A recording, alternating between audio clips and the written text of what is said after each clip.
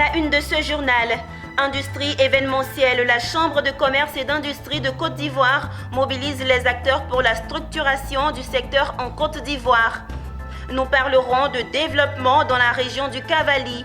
La ministre Anne-Désirée Ouloto dresse un bilan positif avec un investissement à hauteur de 5 milliards de francs CFA. Et puis, bientôt, l'Union fraternelle des élus et cadres pour le développement verra le jour dans le Grand Nord. Des détails dans cette édition.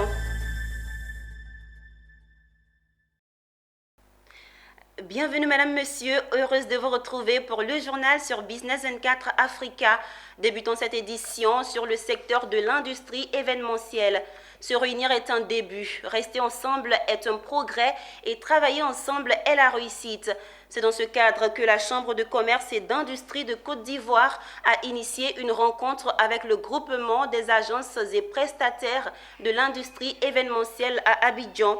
L'objectif est de mutualiser leurs efforts pour structurer et valoriser les métiers de l'industrie événementielle, secteur marqué par la Covid-19. Le point avec Pierre Tebeu et Tima Traoré. Les défis sont peut-être nombreux, mais les enjeux importants. Le secteur de l'industrie événementielle en Côte d'Ivoire, s'il est mieux structuré et professionnalisé, représente une réelle opportunité de création d'emplois, d'augmentation de revenus des acteurs et d'amélioration des conditions de vie. Une conviction que les responsables de la Chambre de commerce et de l'industrie de Côte d'Ivoire n'entendent pas ignorer. C'est pour sauver le secteur dominé par l'informel et longtemps impacté par la COVID-19 que cet atelier d'information et d'adaptation des thèmes de référence sur la redynamisation du secteur événementiel prend tout son sens. Ces échanges, ce qu'on doit attendre, c'est une meilleure organisation, c'est une meilleure structuration et puis surtout avoir des données fiables dans le secteur en termes de statistiques, donc qui permettra d'élaborer une bonne stratégie.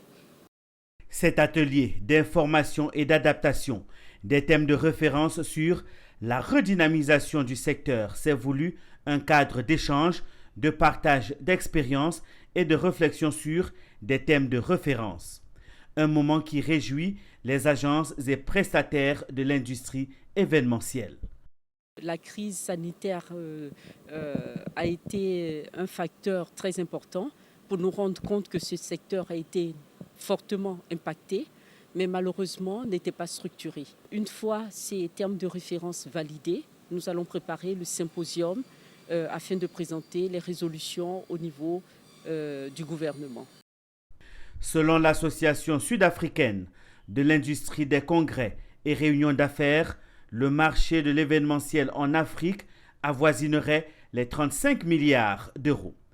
Un aspect à ne pas négliger pour le développement économique de la Côte d'Ivoire. Abordons le secteur développement dans cette édition. Le Conseil régional du Cavally a présenté le jeudi 4 novembre 2021 son bilan à mi-parcours après 3 années d'exercice, octobre 2018, octobre 2021. Estimant ce bilan positif après un investissement à hauteur de 5 milliards de francs CFA, la ministre Anne-Désirée Ouloto, présidente du Conseil régional, a plaidé pour le bitumage de plusieurs axes routiers avant d'appeler les investisseurs étrangers à s'intéresser aux potentialités économiques de sa région. 5 milliards de francs CFA, c'est le montant investi en 3 ans sur la période d'octobre 2018 à octobre 2021 par le Conseil régional du Cavally. Cette information a été donnée ce jeudi 4 novembre 2021 à Cocody lors de l'atelier bilan à mi-parcours qu'a initié cette collectivité territoriale. 1,225 milliard investis dans l'éducation, 709 545 000 francs dans la santé, 300 millions dans la sécurité et plus de 250 millions dans les projets visant l'autonomisation de la gente féminine. Toutefois, se félicitant de projets réalisés, Madame le ministre Anne-Désirée Ouloto, présidente du Conseil régional du Cavally, a reconnu par ailleurs que d'autres chantiers sont en souffrance. Le projet phare que nous attendons pour délivrer définitivement la région du Cavally, c'est le bitumage de l'axe Guiglo-Taï.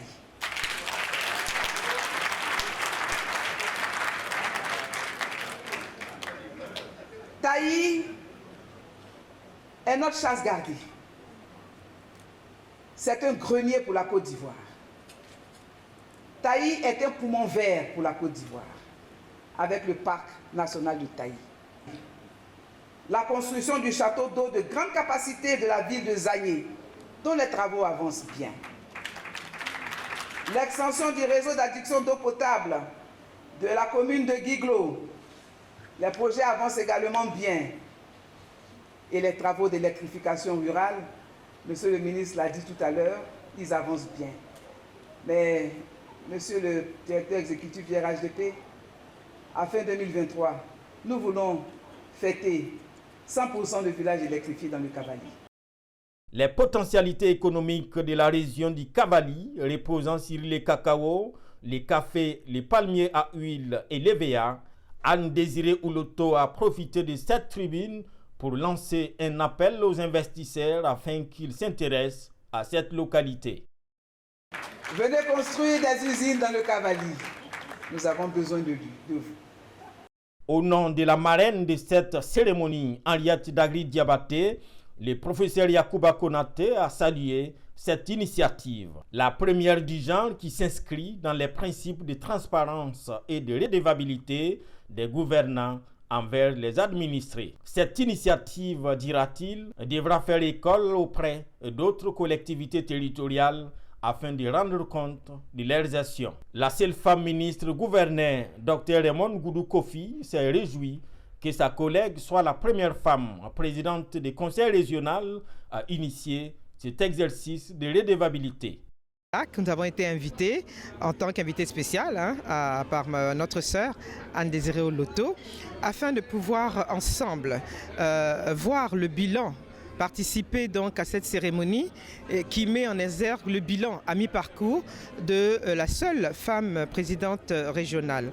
Notons qu'avec le soutien de l'Agence française de développement AFD, le projet d'appui au développement économique, écologique et territorial implémenté a permis une remise officielle d'une enveloppe de 55 millions de francs CFA répartis entre 13 structures de la région du Cavali. On l'annonçait en titre. Bientôt, l'Union fraternelle des élus et cadres pour le développement du Grand Nord verra le jour. Le comité d'organisation de l'Assemblée générale constitutive est à pied d'œuvre pour réussir l'événement. Le président de ce comité d'organisation était face à la presse ce jeudi 4 novembre. Le point avec Konena Norgo et Doumbia Ayouba.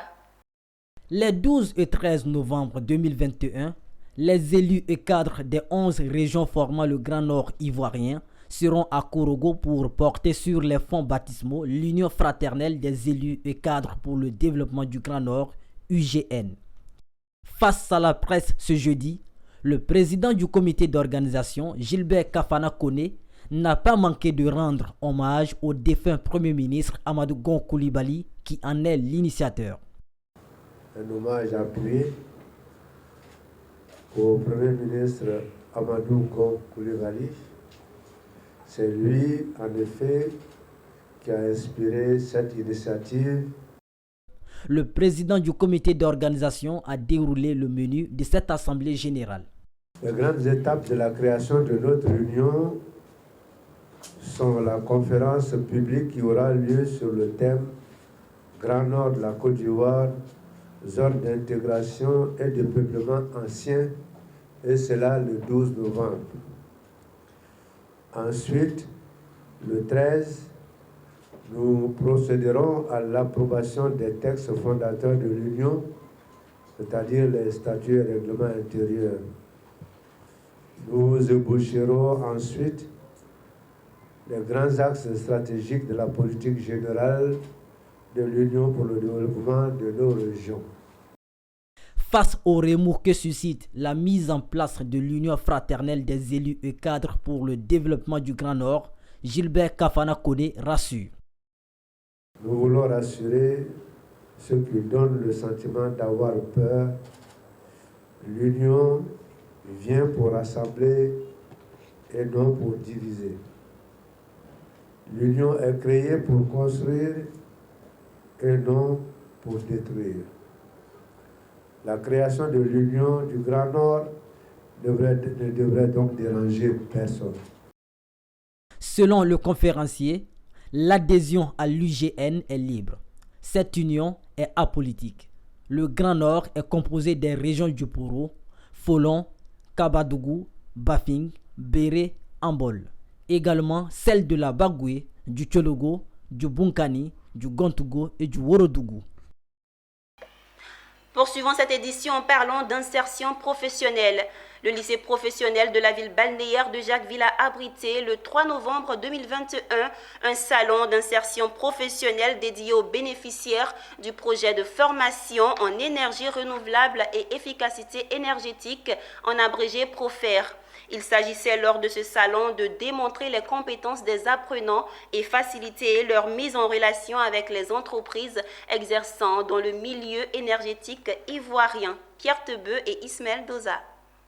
Diversifier son mix énergétique et augmenter ses compétences en matière d'énergie renouvelable et efficacité énergétique d'ici 2030, telle est l'ambition de la Côte d'Ivoire, dont l'aboutissement passe par la formation des jeunes.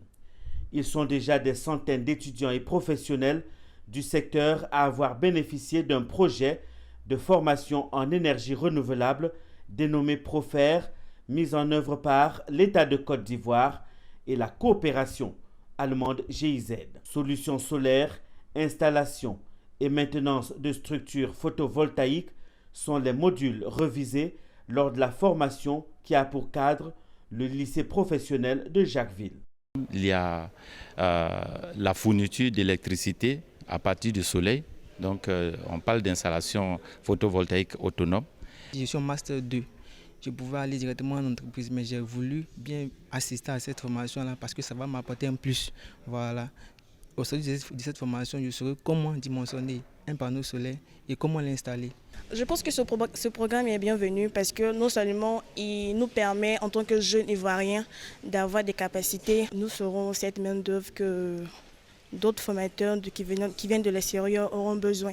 Les bénéficiaires du projet ont été invités à faire valoir leurs compétences lors d'une journée d'insertion qui a vu la présence d'entreprises privées, recruteurs et organisations du monde des énergies. Depuis le début de ce projet, nous avons eu, cela a permis à plusieurs apprenants de pouvoir faire des immersions pratiques au sein de ces différentes entreprises-là. Le projet a également permis de démarrer la mise en œuvre de formations continues au profit d'environ 1000 professionnels, dont 250 femmes dans la spécialité de l'énergie solaire et de l'efficacité énergétique. La cérémonie s'est terminée par la remise de certificats de fin de formation aux différents bénéficiaires. Rappelons que le projet formation professionnelle dans le secteur énergie renouvelable PROFER est financé par la coopération allemande. Des étudiants en sociologie à l'université Félix Houphouët-Boigny sont en formation sur le leadership et l'insertion socio-professionnelle. Initiée par l'Institut Ethno-Sociologie, la formation a pour objectif d'inciter les étudiants à développer des capacités d'entrepreneurs. Le séminaire se tient du 2 au 6 novembre 2021 au Centre africain de management et de perfectionnement des cadres CAMPC. Le reportage est signé Walter Kofi et Tima Traoré.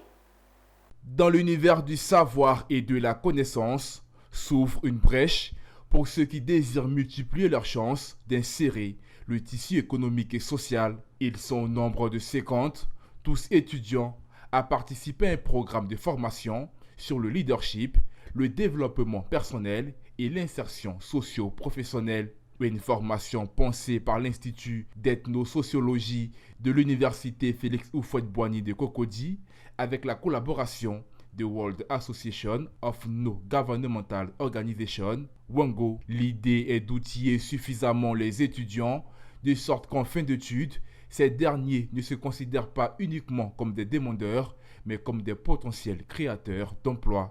Et donc, tous les jours, nous allons étudier des principes qui peuvent permettre aux étudiants de comprendre en fait comment devenir des leaders dans la société et comment initier eux-mêmes des projets, l'entrepreneuriat et comment même se préparer pour l'emploi. L'un des grands défis, c'est la question de l'employabilité. Donc il était bon de cibler les étudiants et partir d'un projet pilote, n'est-ce pas, de la sélection de 50 étudiants et qui vont bénéficier de cette formation. Cette opération de formation étudiants-entrepreneurs est une première du genre initiée à l'université Félix Houphouët-Boigny, dont les instances dirigeantes entendent s'inspirer. Je crois qu'après, ça doit être un exemple à suivre et nous allons, comme on nous a demandé à l'université désormais de créer des filières professionnelles, des filières professionnalisantes ou des filières professionnalisées, nous allons désormais, à partir de cette formation, encourager les étudiants à s'inscrire justement à ce genre de formation pour avoir leur capacité de créer les emplois. Pour ma part, je pense que ce programme est vraiment à point nommé, vient à point nommé parce que en tant que jeune et aussi en tant qu'étudiant, c'est très important d'avoir cet esprit d'initiative. Nous avons beaucoup en Côte d'Ivoire essentiellement une culture bureaucratique, alors qu'on peut entreprendre. Notons que ce séminaire de formation sur l'entrepreneuriat et l'insertion professionnelle se tient du 2 au 6 novembre au Centre africain de management et de perfectionnement des cadres, CAMPC. La Loterie nationale de Côte d'Ivoire, l'ONACI, à travers sa fondation, continue ses actions sociales. Après les régions du Folon, de l'Abagoué, la fondation l'ONACI a posé ses valises dans le Poro, notamment dans les villages de Nangaséré et de Kagbolodugou, pour offrir des infrastructures à la communauté éducative.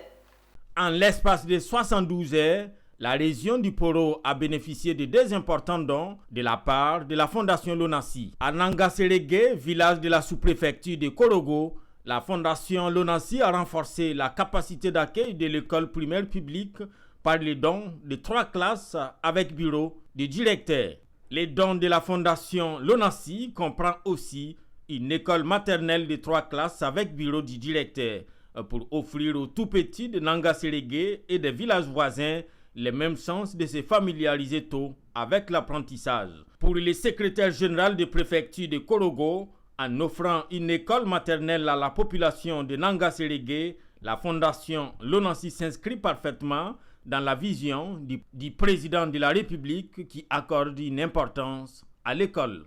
48 heures après Nangaséré, c'est le tour de l'école primaire de Kagbolodugou dans le département de Sinémantiali de voir sa capacité d'accueil renforcée par les dons d'une école de 3 classes avec bureau du directeur. À cette occasion, le secrétaire général de préfecture de Sinémantiali a exprimé toute la reconnaissance des autorités administratives à la fondation l'ONACI.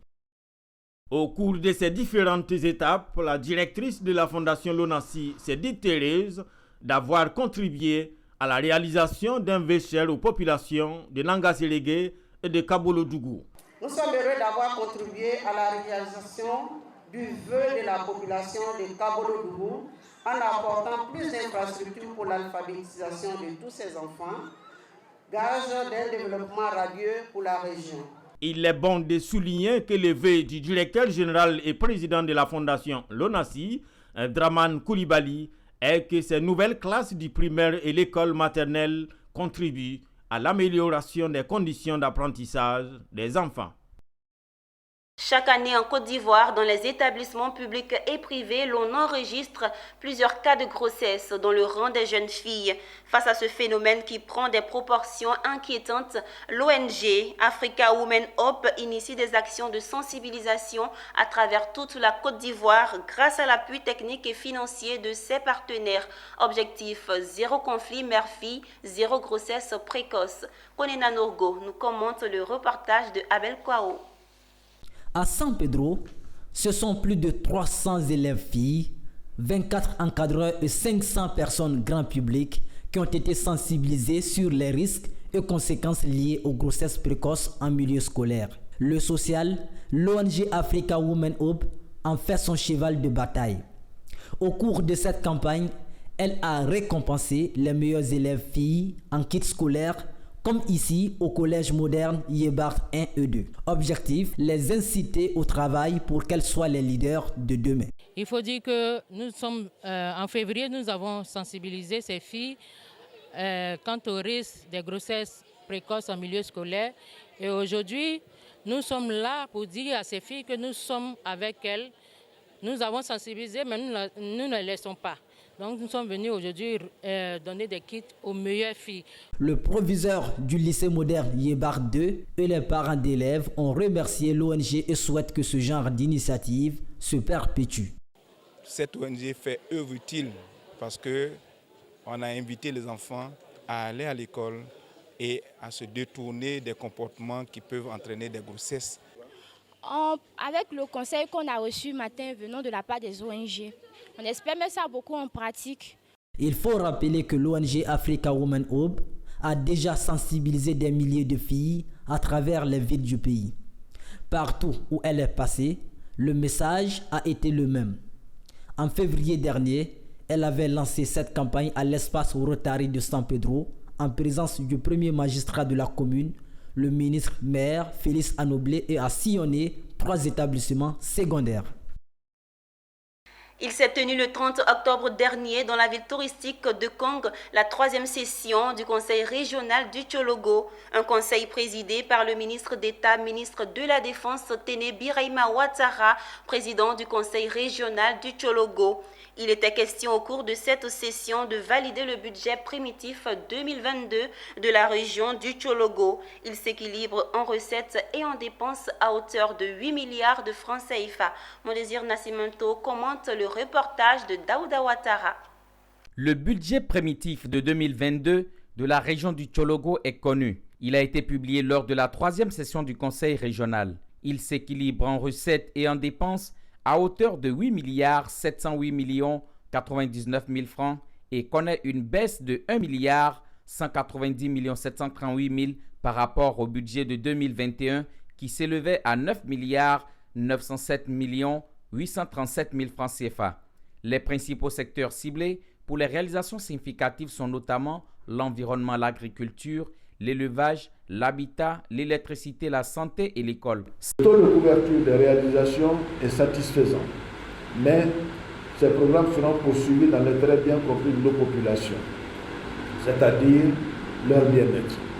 C'est d'ailleurs ce qui justifie l'augmentation du nombre de projets qui passe de 54 au programme triennal précédent à 60 projets dans le programme triennal en cours de réalisation. Aussi, je voudrais dire que le conseil régional à ce jour n'enregistre aucune dette. Nous ne sommes pas endettés.